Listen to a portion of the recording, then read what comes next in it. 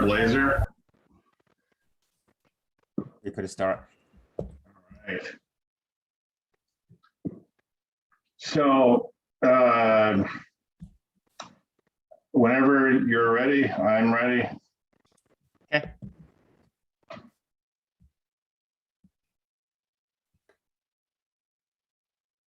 好，线上的观众朋友们，大家好，大家晚上好。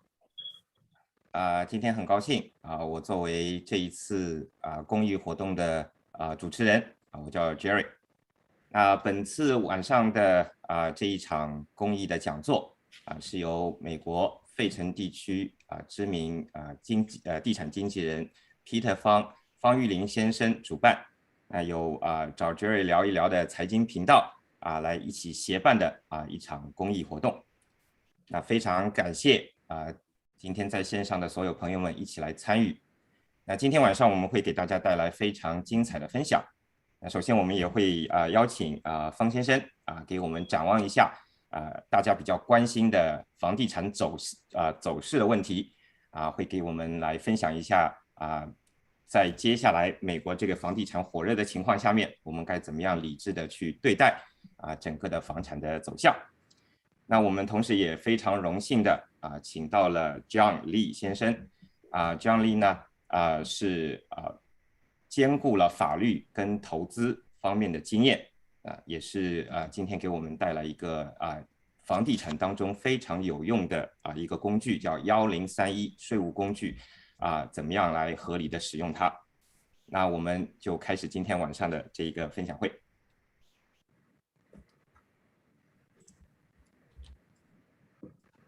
首先我们欢迎Peter 先生Peter 会给我们带来今日房市未来的走向这一个话题那方先生呢也是在美国费城地区MAX知名的地产经纪人，同时他也带领了一支非常professional 的非常专业的一支地产经纪的团队为我们费城地区华人的这个房地产的投资也好住家的投资住家的房产也好做出了很多的提供了很多的服务。同时呢方先生也用他的专业为华人地区提供一站式的不仅是房产包括金融方面的各种服务。那如果大家还没有方先生的联系方式的话，你们可以加一下他的联系方式。好，那我们下面有请方先生。好的，谢谢 Jerry。Can you share the screen for me or？ 你就可以 share 屏幕的。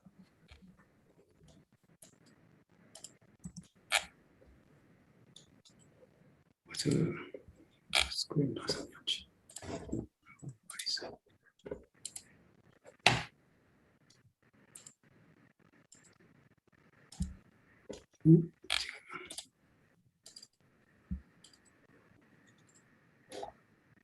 好的，我们可以看见。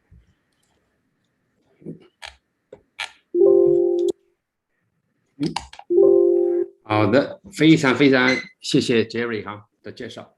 那么接下来呢，我要跟大家分享一下今日房市和未来的走向那观众中的很多朋友呢，还记得去年的上半年5月份的时候，我跟大家也有了一个讲座，那么与大家分享了火热的房市和它未来的走向。那么我们稍微来回顾一下今年上半年美国的房市呢，在疫情当中呢，出现了历史性的突破今年上半年的房市很热。那么这主要的原因呢，一个是房源的紧缺房源紧缺。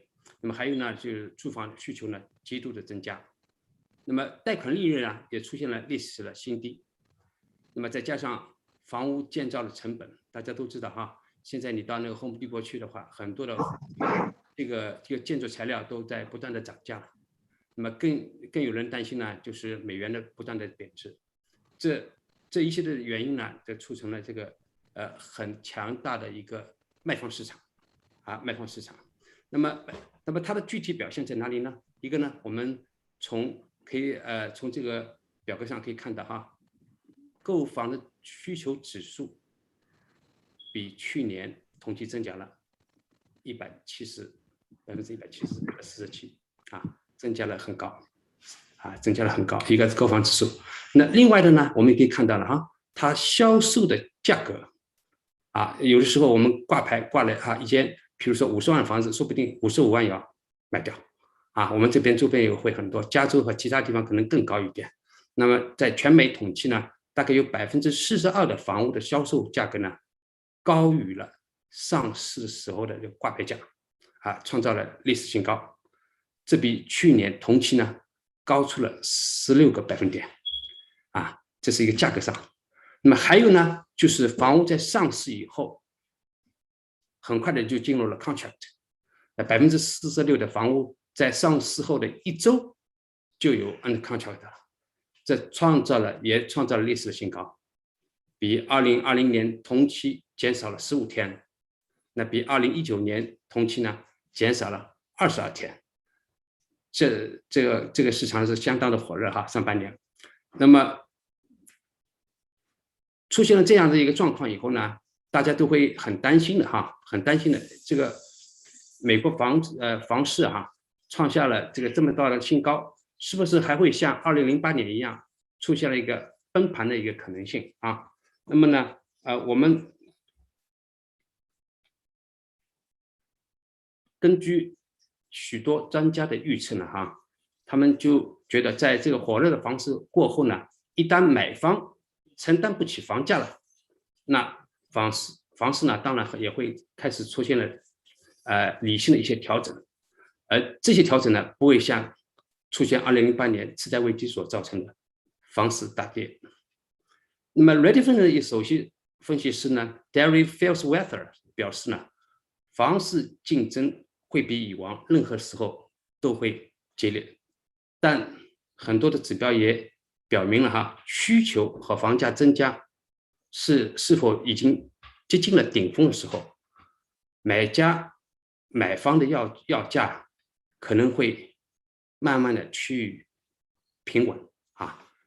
那么我们看看就是今年的下半年的情况哈。那么下面呢，我就谈谈我们现在目前的啊，刚刚我们谈了上半年的一个方式哈。那么今年哈，我们这些 data 呢，我等一会儿展示的一些数据呢，也是 Redfin 的 House Marketing Data 哈，从他们的一个调研报告当中得出的。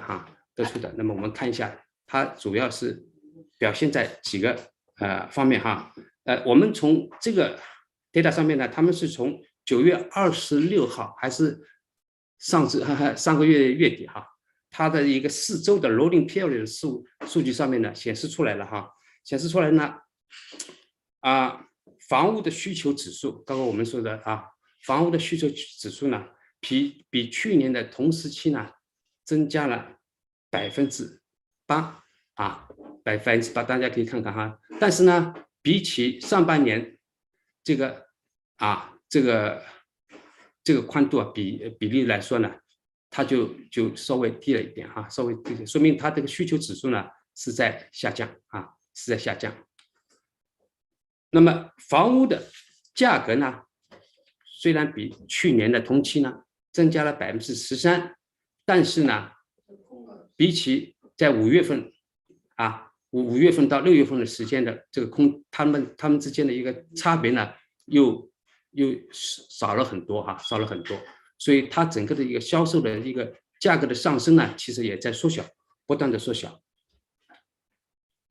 那么我们可以看到了，它这个由于房主对这个市场呢还有很多的抱有很大的一个乐观哈，他们的价格呢也不愿意就是一下子往下就是调整啊，他们的要价呢其实呢也没有，就是说它 listing price 没有显出很大的一个好像一个下降，他们还是往上面走啊，还是往上走，但是上升了呢，比去年同时期呢增加了12%，但是呢真正在4月份的时候哈，他们这个就是一个上升的空间更大一点。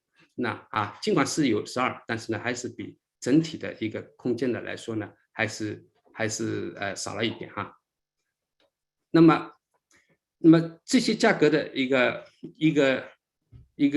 没有一个价格的调整呢，出现了这个 pending sale 哈 ，pending sale 呢是在9月26号的时候，这一个 4 week 的一个 rolling period 我们看到了哈，尽管它提高了33%，也有33%的这个 house 哈 pending 啊 under pending 在1周里边哈，但是 compared to 就是说我们在4月份、5月份的时候，它这个 pending sale 的百分比就高了很多啊，那么我们看到了 pending sale 的一个下降趋势啊，一个下降趋势。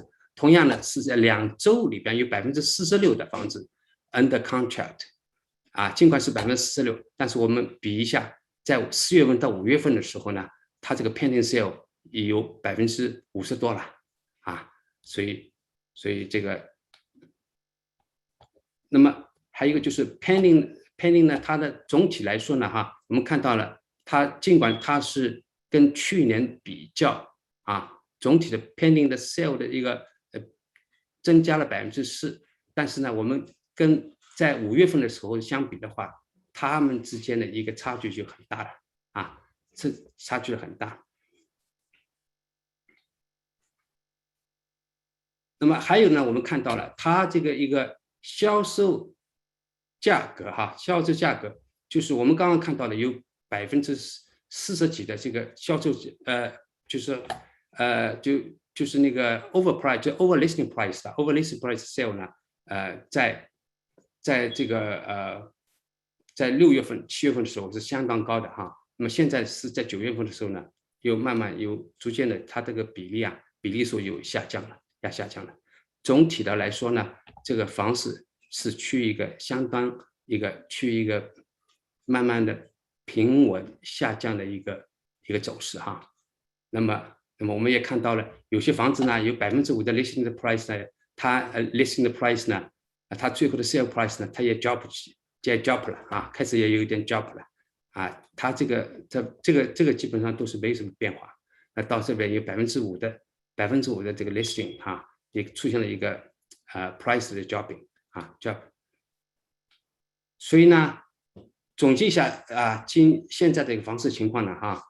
我们种种迹象表明了哈，现在的房市在经过了一段的火热的卖方市场以后呢，现在呢慢慢出现了一个比较缓慢的趋势。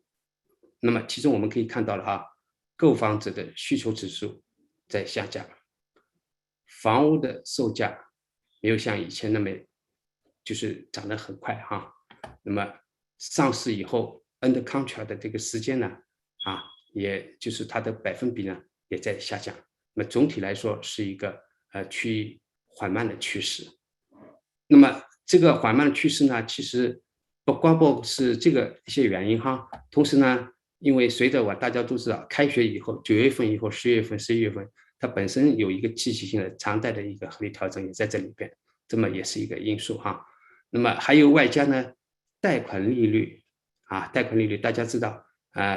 前一阵子我们2.25、2.15都有哈，30年的，那现在慢慢的2.75、2.85，也有的已经有点慢慢的有所上升了啊。同时呢，还有我们看到了，因为前一阵子房价有大概基本上涨了全国的哈，大概20%到25%左右了哈。那么这个房价已经有的不断的一个提升了，那么买房的承受力呢，可能也会有一些压力，那么这也会是整个房市缓慢趋势的原因之一了哈。那么还有的客人呢，他对于后期的房市一些担忧也出现了哈，慢慢出现担忧了。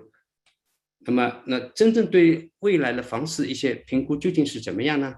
那么Zero 有些数据哈，他们对2022年，他们觉得他们分析的这个数据表明哈。房屋上市数量会增加，那么房屋数量增加，上市数量增加的话，就意味着我们的房源会增加了。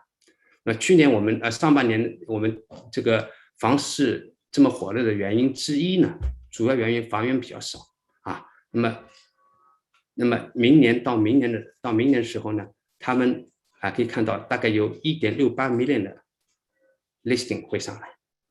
那么到时由于房源的增加以后呢，房价上升呢也会缓慢也会缓慢。那么全美房产协会呢，他们也做了一个统计他们也得到了很多数字，表明了这市场呢不会有很大的崩盘，也不会有像2008年这样出现的一个次贷危机房价呢在2021年已经有平均上升有23%了，所以有这样的 cushion 的话的支撑的话呢，它不会造成一个房市的一个大的崩盘大的崩盘。那同时呢，他们也预测2022年会有大约有5%的小幅的上涨这是全国性的这是全国性的所以呢，对于买方和卖方来说，如何来对待未来的房市今后的房市？那一个呢，对于买方来说呢，他们要认识到房源在今后可能会有一些改善这卖方市场呢，但是呢，卖方市场仍然会出现一些竞争的价格的，因为有的时候房子本身就是说一个好房子还会出现一个竞价的但是就是希望呢，就是买方呢应该要抓住现在利率现在还是低现在2.75的利率还是在历史上还是低的，所以这个利率还是要低的，所以要抓紧这个贷款低利率的一个优势怎么能够把这个在有效的这个资金的范围里边呢，把自己就是买方的一个这个计划呢能够搞好。对于卖方来说呢，还是要尽早挂牌上市，因为现在目前呢房源还不是太多不要等到明年大家出房了，你再出房的话，可能会有一个竞争了那现在目前至少还是一个卖方市场那么刚刚我说了，已经有迹象表明了，明年上市的房源呢会增加，竞争的优势呢，可能卖方竞争的优势呢可能会减少减弱一点。那么在这里呢，我想跟大家要讲的是呢，房市呢真正是很难预测的买卖双方呢要与资深的房产中介呢要紧密的联系多联系，能够抓住好良好的机会呢，去获得最大的利益去获得利益。那最后呢，我们预祝呢买方和卖方在后期的房市中能够都有好的都有好运。那么最后呢，我想我代表我们团队的全体队员希望能够很期待的能够希望为大家能够在提供全方位的一站式的房地产服务在今后非常感谢，谢谢。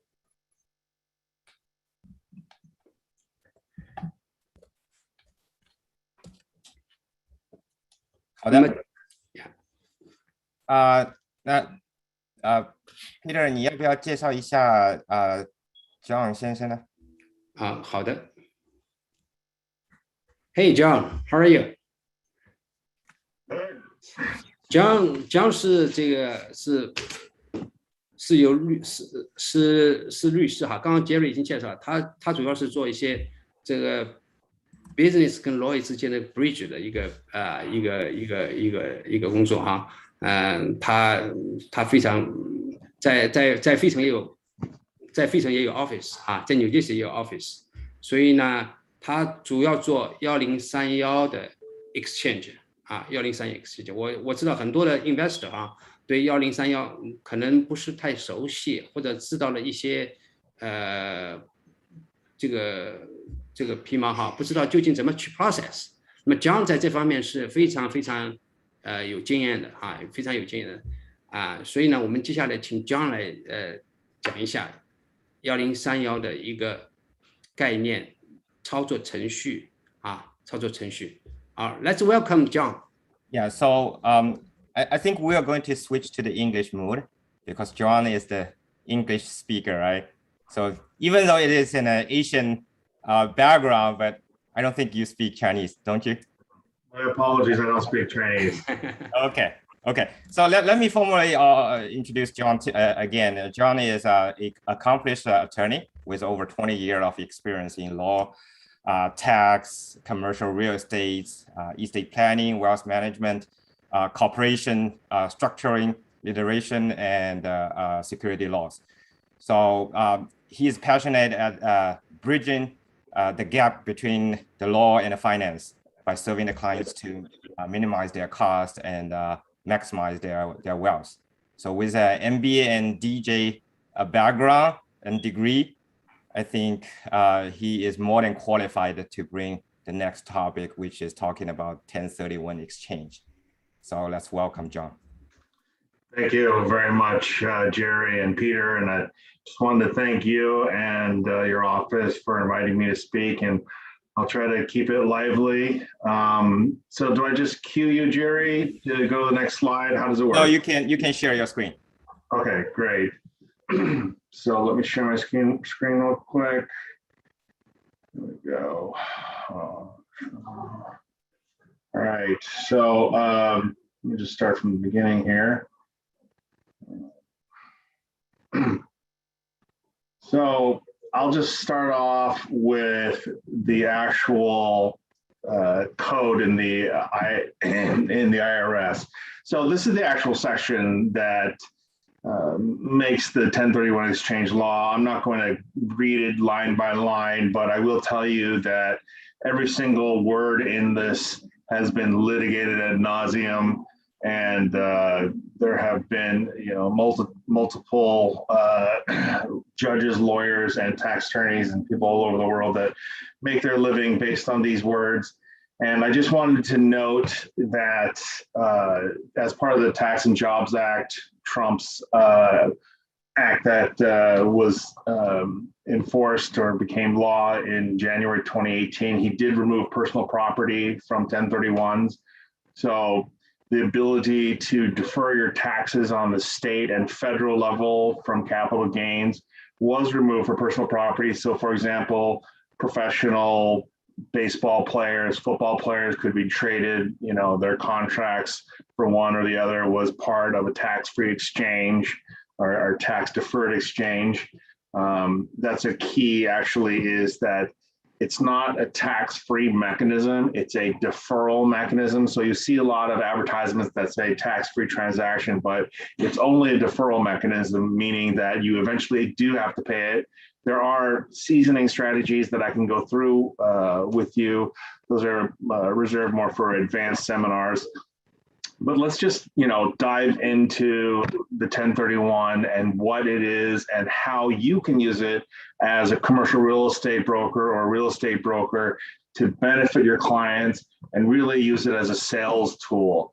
And the key to the 1031 is that the client and or any of the fiduciaries or agents of that taxpayer cannot come into what's called constructive or actual receipt of the funds. That's why you hire an objective third party or qualified intermediary like myself or IPX. And let's just dive into how this is going to benefit you as a commercial real estate broker. So the first and most important part of any business, obviously, is cash flow.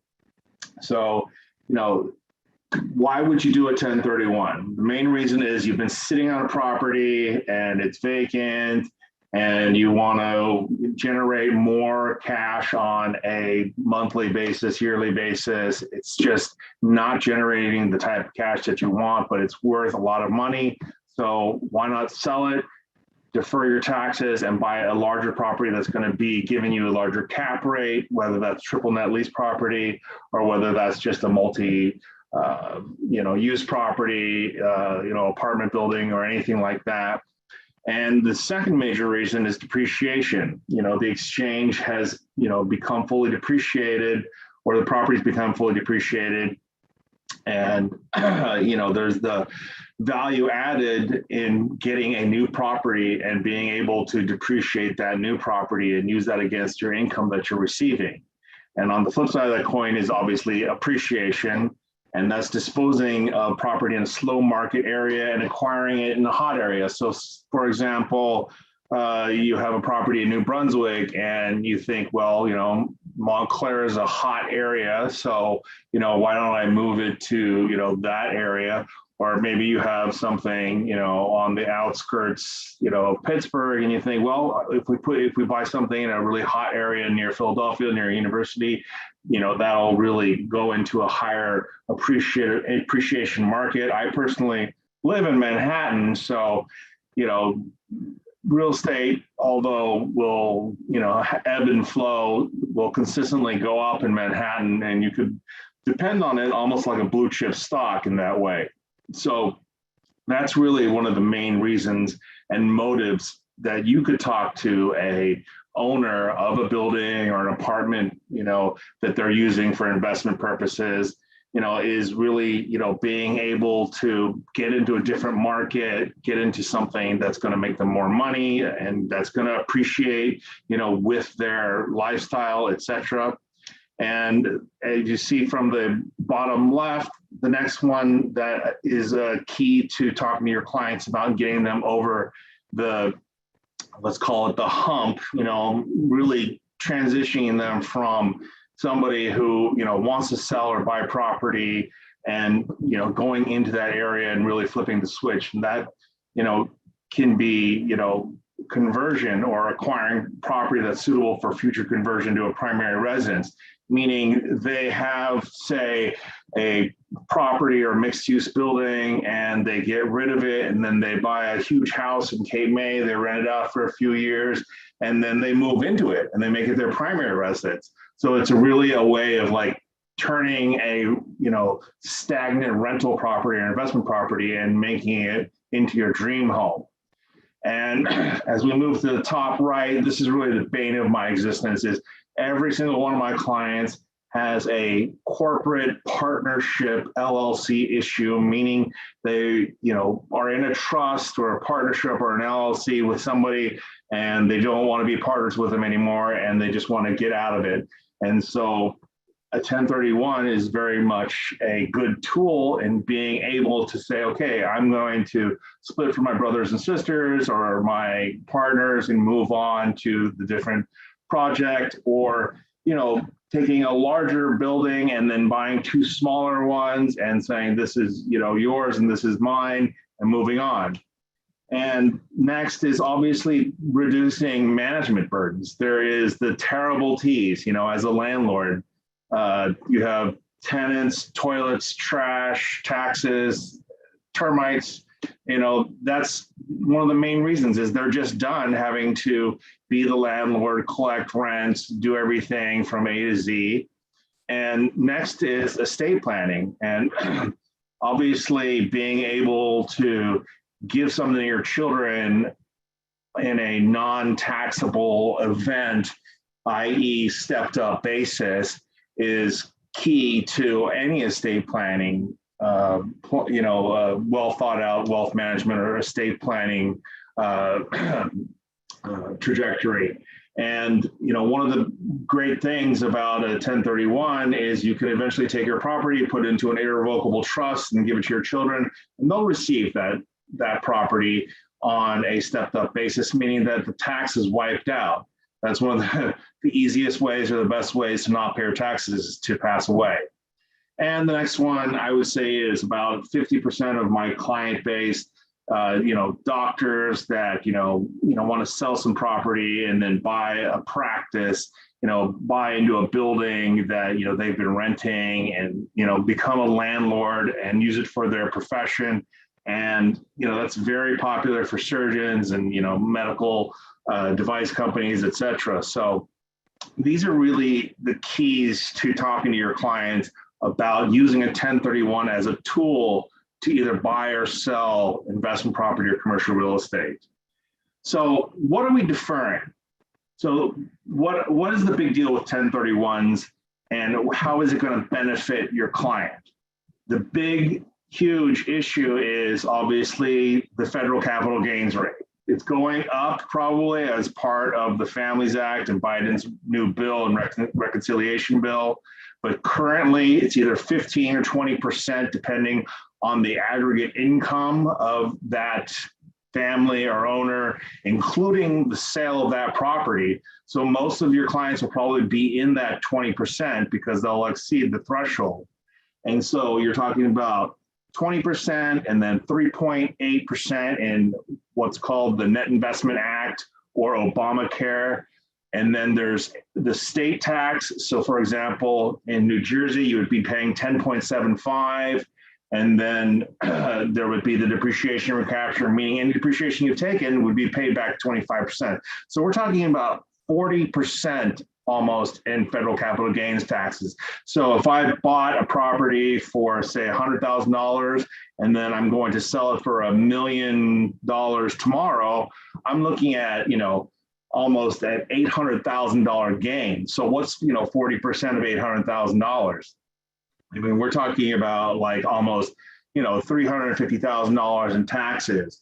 And so to be able to take that money and reinvest it into a new property is really going to be a useful tool in order to get your client from A to Z. And just as a side note, Pennsylvania is the only state in the United States that doesn't have an equivalent deferral mechanism. So Pennsylvania, it's basically the conversation, sorry, you can't defer your taxes, but it's pretty low at 3.07. So the big question that every client asks is, what is like-kind property? Like-kind property is really any real property for any real property. And that can be anything from retail, apartments, single family, to raw land, industrial space, commercial buildings, or even an interest in what's called a Delaware statutory trust and or a REIT, or specifically an UPREIT. Those are all exchangeable. And so it's very broad. It doesn't have to be commercial space for commercial space. You can go from a gas station to a lot of land, from a farm to a Starbucks. So it's very broad and it's very useful. And here in the next slide, I'm really just going to go through very quickly the specific exclusions. And it's easier to think of what's not allowed in 1031 rather than what is allowed, because it's very broad. So what's not allowed is stock in trade or other property held primarily for resale. And this one really is talking about, the fix and flippers, all those DIY channels they see on TV. Also, it can't be stocks, bonds, notes. It can't be any type of certificate of trust or beneficial interest, or any other securities of indebtedness or evidence of indebtedness. And it can't be your primary residence. That's a big one, because a lot of people will go through the whole process and then say, oh, John, this is my primary residence. And it's like, sorry, can't do that. Now, you can do a primary residence and 1031, meaning Section 121 tax forgiveness for selling your primary residence, and a 1031 split. And it's a mixture of the two. So for example, on the first floor is, a Wawa, and the second floor is a tenant, third floor is 10, then the landlord lives on the top floor. They can do a mixture of a 1031 and a 121 tax forgiveness of up to $500,000 for a married person, and then do the 1031 for the rest of the units. So that is an example. And as I talked about previously, partnership interest, this is again the bane of my existence. Everybody in a partnership wants to go their separate ways, but in a partnership, you have to remember at the corporate level, you own personal property shares in a partnership, and the actual partnership as its own separate legal entity owns the real property. So therefore, you have to do one of many things from a corporate structuring point of view to satisfy a departure of partners. And I can talk about drop and swaps and other methods, in a more advanced webinar setting. And also there's, the chosen action, that's not allowed under 1031. That's your lottery winner who wants to somehow get around taxes. And then there is foreign property to U.S. property, which is not allowed. So you can't go foreign to domestic or domestic to foreign, but you can go foreign to foreign, obviously domestic to domestic. And as I talked about before, no personal property. So let's just dig in real quickly into the rules. Now, in order to have a complete deferral, you must buy something that is equal to or greater than in value. And this is not to say that you must in that that's the law, that's the goal. So you can always do a partial exchange. You could, invest 90% of your net proceeds into your second property and then pay 10% on whatever balance there is on the cash that you take at the closing of your relinquished property.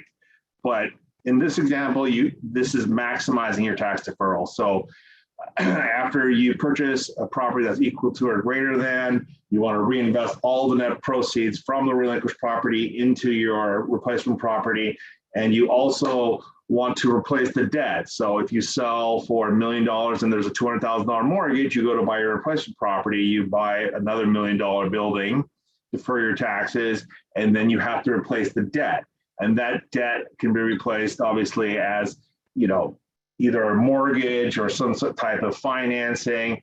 But the exception to the debt replacement principle is a cash infusion from another source. So you could always do that, or satisfy that debt replacement principle by using a cash stream from another source. And again, you want to receive nothing but like-kind property.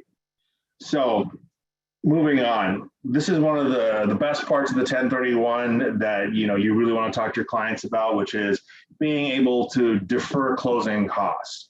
And the IRS is very specific about which type of closing costs you can defer. On your relinquished property side, you're going to be paying out these expenses on a pre-tax or tax deductible basis under Revenue Ruling 72456.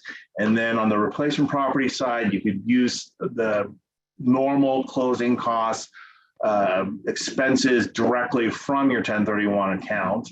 And, for example, commissions to, somebody like yourself, real estate commissions, then there's title insurance, there's fees that, for example, I would charge, which are probably the smallest line item on the settlement sheet or HUD.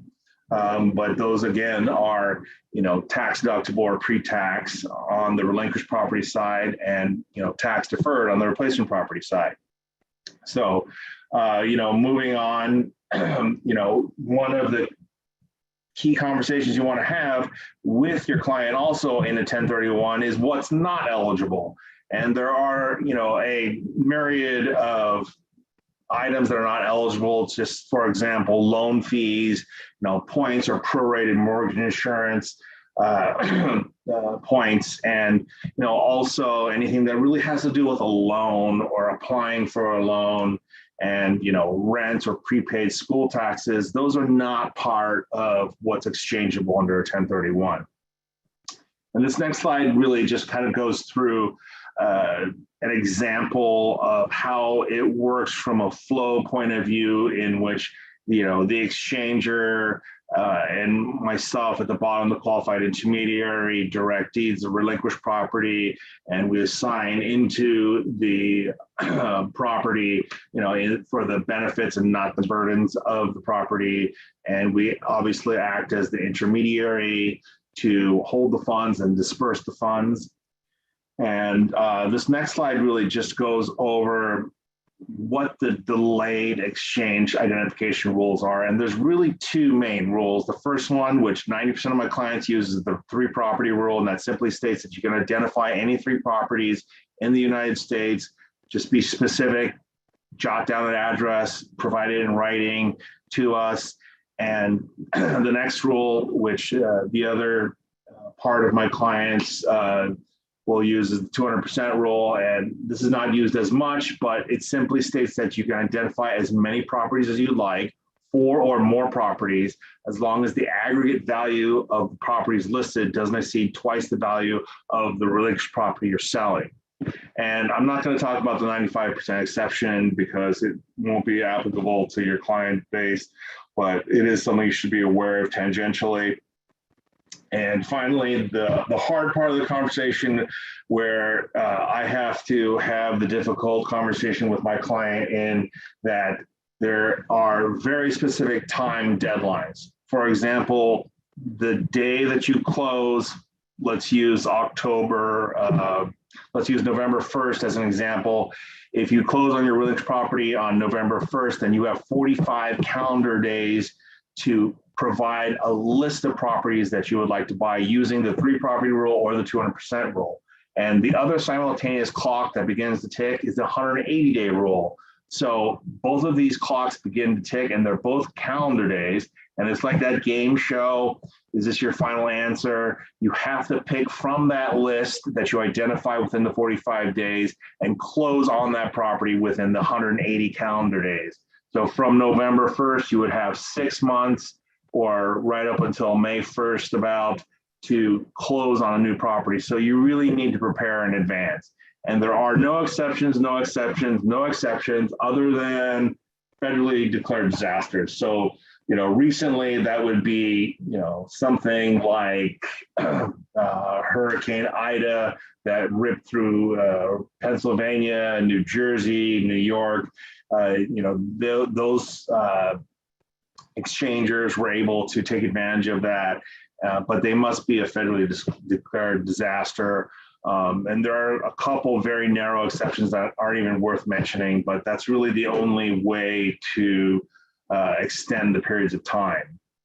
So finally, not finally, but in the next part, I stressed one of the major issues in a 1031, which is the vesting rules, meaning the same taxpayer. So whoever's on the deed must be on the purchase sale agreement, must be the named exchanger, must be on the purchase sale agreement for the replacement property. You can't all of a sudden change the structure by which you own it. You can't all of a sudden add somebody or remove somebody. It has to be the same taxpayer from the very beginning to the end. Now, there are some very narrow exceptions, like the single member LLC used as a disregarded entity for tax purposes, but I won't talk about that. That's for another webinar. But you should always remember, individual relinquishes and the individual acquires, and the partnership relinquishes and the partnership then acquires the replacement property. So as I talked about, partnerships are the bane of my existence, and that's all I talk about all day with my clients, and having to go through the 3 main requirements under a 1031, which is the exchange requirement, holding requirement, and use requirement. And under the exchange requirement, as I talked about, it must be the same person that transfers and receives, or they lose the ability to do the 1031. And the holding requirement simply states that you hold that property for productive use in a business trade or for investment purposes. And the use requirement, meaning that you use it for the business trade or investment purposes, meaning that it's not your primary residence, meaning that you're not just using it as your vacation home. So that pretty much wraps up the basic, most important rules of a 1031 and how you should, as a commercial real estate broker or broker, use it with your clients to really push them and or get them over the edge to say, it's time for me to sell this property. And this last slide here is just, why would you pick IPX 1031? IPX 1031 is the oldest and largest 1031 company in the country, and we offer the highest level of security, meaning a $100 million fidelity bond, a $50 million corporate performance guarantee, and $30 million in E&O insurance. And bottom line is, we're a Fortune 500 company, trade on the New York Stock Exchange. We have no interest in holding people's property or holding their money. We provide purely a service. And we have the highest level of qualified intermediaries, not to be punny. And this last slide is just my contact information, but obviously you can get it from Peter or Jerry. And that pretty much concludes my piece on 1031s. Back to you, Jerry and Peter. Thank you very much. Okay, great. Thank you very much, John. I think it's a very informative information over there. I guess we can open the room for some questions and answers. I don't know if anyone on the phone or online has any questions, but I do see one question is already coming in. But before we have the QA session, Peter, you have anything to add on? You are unmuted. You are muted. You need to unmute yourself. Yeah, I'm sorry. I think, yeah, you can go ahead to answer the question, you know, the one question they have. Okay. And I do see people raise hands. If you want to raise hands and speak out, just raise your hands and we will unmute you so that you can have a verbal conversation with John instead of just typing. Okay. So, but so let's start with the first question. So, John, how about the vacation or second home? Is that qualified? I think this is a very common question. Sure. Absolutely. So vacation homes and second homes do qualify. The revenue rules are very specific. So for example, if you sold your lot of land and you bought a nice big house in Cape May, the rules specifically state that you have to hold on to that property, you know, for, let's say, the 2-year period of time, which is bulletproof, and you have to limit your use, meaning your personal use, to 10% of the time during each 12-month period. And so that means basically, you know, not using it more than a couple weeks per year. And then for the other period of time, you want to hold out that property for investment purposes. And that would in itself satisfy the investment property held for requirement, and therefore, you know, allow you to, you know, do a successful deferral of your taxes, and no tax man would be knocking on your door. So it is a seasoning strategy, you know, and that's really the minimum requirements that need to be met.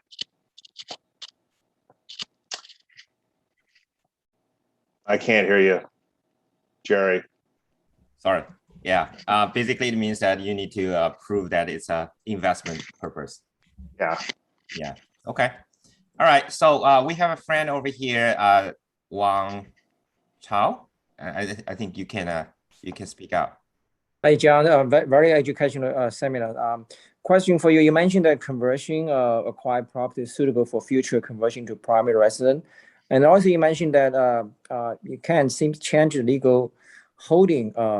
So if say someone has a property in LLC, if he wanted to purchase new property with intention to converting to, you know, in the future to private residence, how does it work?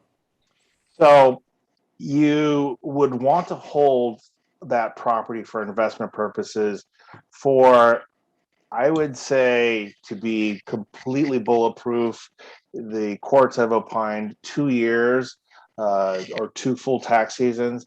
However, in the industry, we really know that the IRS on the state level or the federal level is not going to bother a taxpayer that, say, you know, held it for a year for investment purposes and then moved into it, made it their primary residence. And, you know, remember, another plus in addition to your question to add on is that by moving in and making it your primary residence, you don't trigger any tax event. So you're not paying your taxes yet. And if you fulfill the requirements of living in it for 2 of the last 5 years, renting it for 3 years of those 5 years, holding it for 5 years, and then selling it, what you can do is actually take advantage of not only Section 121, the tax forgiveness, which you never have to pay, but then also the 1031. So you could use the combo like I talked about.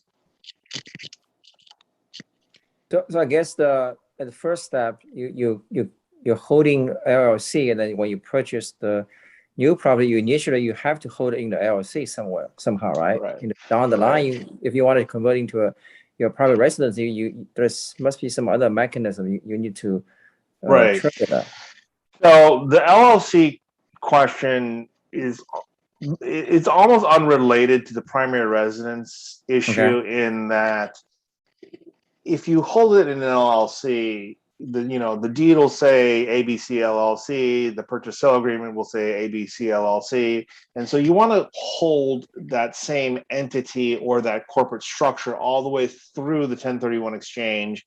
And then at a later time, after what we call the exchange is old and cold, you can then, break up the LLC, maybe, issue, internal or treasury stocks to other shareholders. So, you could buy them out, or you could, create an asset purchase agreement, or, some type of gift if they're family.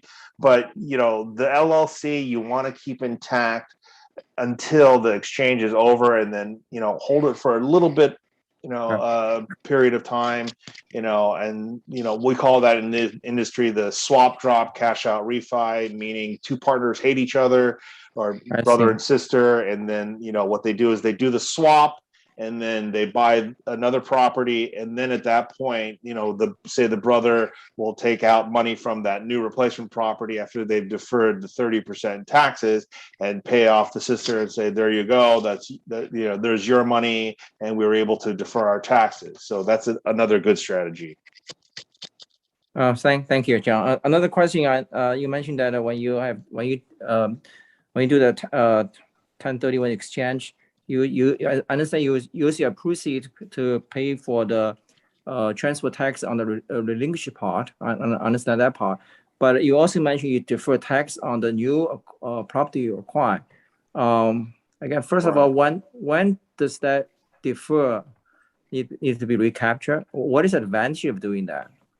Sure. So we're talking about two different things here. One, in Pennsylvania, remember, you can't defer your transfer tax, and in Pennsylvania, you might even have to pay a double transfer tax. So remember that Pennsylvania is a very bad state when it comes to transfer tax, and you're not going to get out of it no matter what. You're probably going to have to pay double. So putting that transfer tax issue aside, you're talking about closing costs that are related to the relinquished property, meaning, attorney fees, closing fees, your fee, those expenses can be considered tax deductible or pre-tax on the relinquished property side. So then when you move to the replacement property side, you could literally, pay off, the lawyers and, the brokers, inspectors, etc., directly from your 1031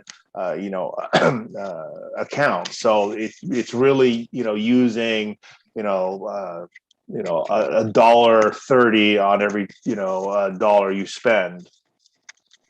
Maybe I misunderstood. I thought you say you defer the tax for the replacement property.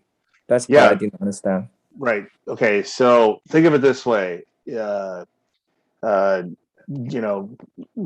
Wang, buys a property for $100,000, and 10 years later he sells it for, $200,000. And let's say his capital improvements were $50,000 and his depreciation was $50,000. He is going to be hit with $100,000 gain. And in Pennsylvania, let's say federal and state, you get hit with 25% taxes. You're able to take that 25% or $25,000 that you would have to pay the federal government, or the IRS, and the local state federal tax board, and you use that extra $25,000 and buy a replacement property. That's the deferment that I'm talking about. I see. It's so you sell a property, you have to pay the government $25,000, or you do a 1031 and you buy another property of equal or greater value, and you use that $25,000 rather than give it to the IRS. I guess I was confused. I know in the replacement side, you also pay transfer tax. You're not deferring those transfer tax. You're just going as normal, but you defer the entire proceeds from your relinquished part. Okay, I think I got it. Don't think of transfer taxes as something that's going to be deferrable. Deferred. Think of your capital gains, state and federal tax will be deferred. Another question: Are you licensed nationwide, or you're just licensed in New Jersey, Pennsylvania, New York side? So I'm admitted to the New York State Bar, the first and second district federal courts, and I'm licensed as part of Federation of Exchange Accommodators, which is the regulatory body for qualified intermediaries, which is a national organization. I'm licensed in Pennsylvania, New Jersey, and New York to as a qualified real estate instructor to give CE credit for example, tonight to brokers for continuing education, also for attorneys, CPAs. So I guess I'm licensed, throughout the Northeast. So are you licensed in other states other than 3 states you just mentioned? Yeah, so I'm part of the national organization. Okay. So it's a national qualified intermediary organization, and that's, the licensing that, is the affirmation as the regulatory body. So I would say that's a national license. So let me ask you another way. If say replacement properties in say Nevada, Las Vegas, let's say, are you be able to representing clients if you sell the property in Pennsylvania? Yeah. Yes. So okay. Now I can. I do exchanges for people in Hawaii, for people in Alaska, people in the Virgin Islands, because it's a territory, not a protectorate, so not Puerto Rico, but yes to the Virgin Islands. But you did mention Nevada, and I have to mention to you also that Nevada is a very, very strange state. Now there are state exceptions, like I talked about how Pennsylvania is the only state in the United States that doesn't have a state equivalent of a 1031. Nevada has a very strange 1031 rule or law. So I think it's kind of a bad example to say Nevada, but let's use any other state in the United States. Like for example, Georgia. If you buy in Georgia or sell in Georgia, the state wants you to buy in Georgia also on the tax deferral side. You could always defer the large chunk of your federal, but on the state level, you have to remember sometimes there are state-specific laws and rules. I find that it's true. Such as North Carolina, they don't allow you to exchange on the state side. Right. Yeah. Right. Thank you, John. I appreciate it. Sure. Okay. Of course. Yeah, thank you, John. We have tons of questions lined up, so let's all right, get it going on. So another question over here saying that can husband sell one property and then for the wife to buy another? So that's a great question, and I've had to go to literally to fisticuffs with lawyers because they'll say, well, I read on your website that husbands and wives can just add each other on the replacement property, and the answer to that is no. Whoever is on the deed must be on the purchase sale agreement, must be the exchanger, and it must be the same person all the way through. The exception to the rule is if you live in a community property state like California, where the assumption is that all property bought and sold is during a marriage is communal property. So the answer to your question is no for the husband and wife in the Northeast, New York, New Jersey, Pennsylvania, etc. But in California, you can actually just add your wife or husband or separate. But that's if you live in the community property state and you're buying and selling in the community property state. So I can name, I think there's 9 community property states, but I'm not going to name them. Okay. Well, my question around that is, so even let's say in Pennsylvania, even the husband had an investment property, he can never add the wife as a joint owner on the next property. Can he? He can. What I'm saying is that to comport with the same taxpayer rule, you don't want to change the structure by which you own it right before you do an exchange. So if it's just the husband on the deed, then the husband should then do the exchange, sell the property, defer his taxes, and if they want to file the taxes jointly, etc., then they'll fill out the 8824. But you want to keep the same taxpayer rule integrity all the way through from the beginning to the end. And then, with regard to adding or removing your husband or wife, you could always, file some sort of quitclaim deed and then an addendum to the contract, adding the wife, later, and then filing it with the county recorder's office. But my whole point is, for integrity purposes, you want to keep the same. Same taxpayer, meaning husband on the deed and all the way through, or wife only, or husband and wife together all the way through. Okay. I do see some people is asking for both of your contact and Peter's contact. So right now on the screen, it's the contact information for both speakers. So if anyone just want to add their contact method, feel free. Let's continue on the next question. A lot of questions about 1031. So how about the cost of Sure. So typically 1031s cost between $1,000 and $2,000, and it's really not that expensive. What gets expensive is when you start doing a reverse exchange, or like a construction or build suit exchange, and that is a whole nother advanced seminar that I don't want to get into. But typically, any decent 1031 company will charge you at least $1,200. If you pay any less, then you're probably not getting a $100 million fidelity bond. You're not getting the guarantee. You're not getting the E&O. You're not getting an attorney who is, well versed in taxes or accounting. Let's just say when a deal is too good to be true, it's probably too good to be true. Okay. And you see Ms. Tan is unmuted right now. You may have questions and you can speak out. Oh, hi, John. Very, very informative. I'm the one asking for the second-hand vacation home. So I have a follow-up question, maybe two. So the first question is, can we actually see if I have like a 2 vacation home or second home, can I sell both of them and combine the proceeds from the 2? And absolutely.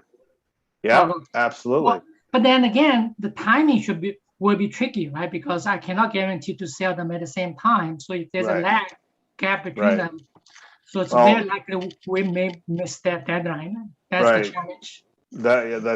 You're exactly right. That's exactly the challenge. So, if you're somehow able to sell 2 properties exactly at the same time, and I could always combine the exchanges, but then you're locked into the dates or periods. But if you do them separately, then, one can sell and then the other one could sell later. And then there could be an overlap, or, you could buy you more time. But, the 45 days and the 180 days, those are in the sand, locked in. You can't change them. So you really have to make that decision at an earlier point. Okay. And then the second question is that, say if I sell 1 second home, and can I add additional funds, and buy, into the replacement property, that I can add additional money? Yeah, you can always. So if you're talking about replacing the debt, you could always use a cash stream from another source rather than getting another mortgage on the replacement property. That's a way to add cash, and or equity. But whatever you end up putting into your account when the relinquished property sells, you're stuck really with that number. So if I sell for $1 million and I put $900,000 in that account, and I take $100,000 and I put it in my checking account, even though I haven't spent it, I can only defer that $900,000 and I have to pay taxes on the other $100,000. Okay. And so also just want to make sure that we do not have any capital gain tax benefits, if we sell a vacation or a second home, right? We still have to pay the capital gain taxes. Second home, you may not qualify for a 1031, But if it's a vacation home that you use on a limited basis and you rent out, for 10 months out of the year, and you keep it listed for 11 months, you use it for a couple weeks here and there, absolutely 1031 that. As long as you think of it with regard to exclusions. Is it my primary residence? Do I write down on my taxes my primary residence is, so-and-so Kate May, then it's fine. As long as you're not writing down second home, primary residence, or a specific exclusion, then you're going to be able to defer your taxes. No, I mean, I'm talking about that not using 1031 when I sell the vacation home. Then I will face the capital gain tax consequences then? Or do I still get some kind of tax benefit just like my primary residence? Yeah, well, if it's not your investment property, and if it's, really your primary residence, then you might as well just take the, 121 tax benefit, in that, you're going to be able to defer $250,000 in taxes, as a single person, or $500,000 as a married person. And that's, free money that, you never have to see that again. Okay, but that only applies to primary. So you're saying that also applies to vacation home too? No, I'm saying 121 only applies to to your primary residence. So on your taxes, you have to pick a principal or primary residence, and every year you write down what that is. And if you qualify for that, then you could take the 121 tax forgiveness, not tax deferral under 1031. Does that make sense?